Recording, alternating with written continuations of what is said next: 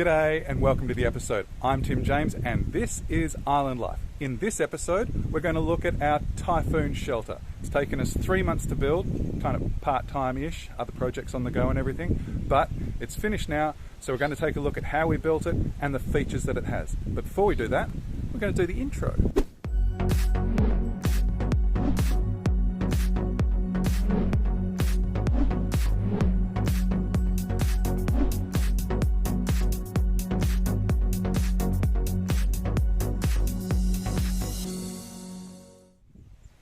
Alrighty, let's kick this episode off. So, the first thing that I probably should say is that while it is a Typhoon shelter, it's kind of more of a multi-purpose shelter because it has a few other things that we're going to use it for as well.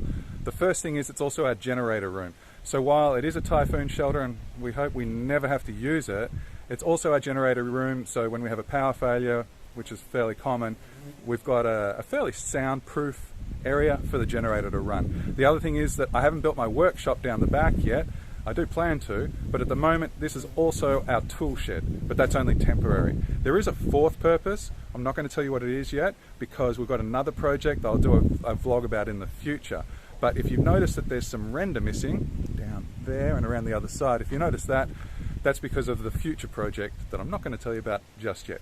But for now, let's go back 3 months and take a look at how we got to the finished product.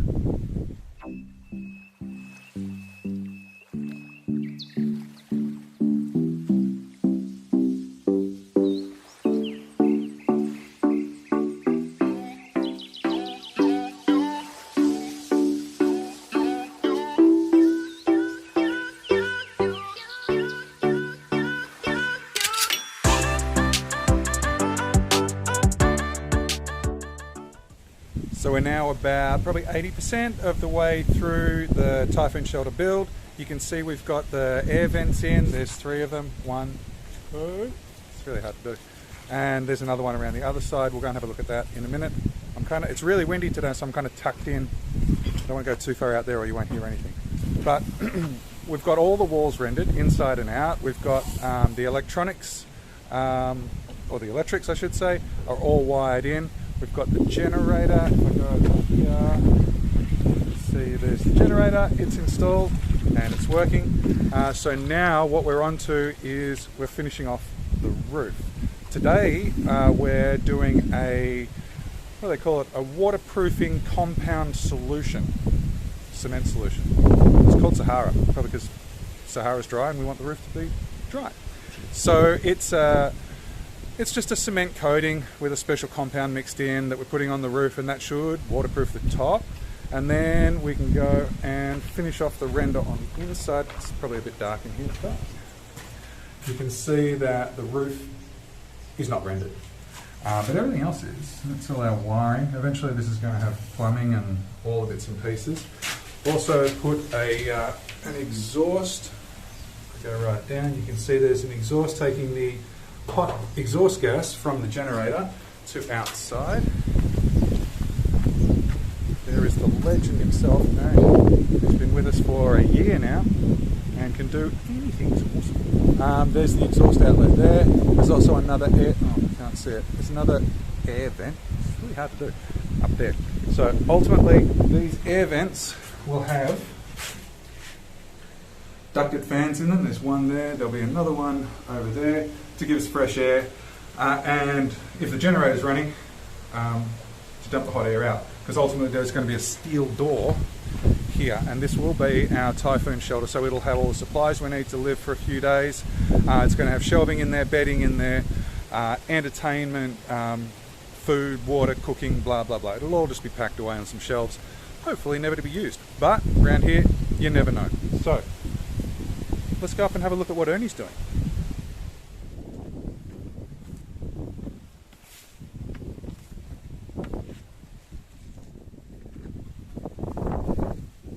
One thing I forgot to mention is that Ernie is also adding along here a rain gutter so that the water that falls on the roof's angled.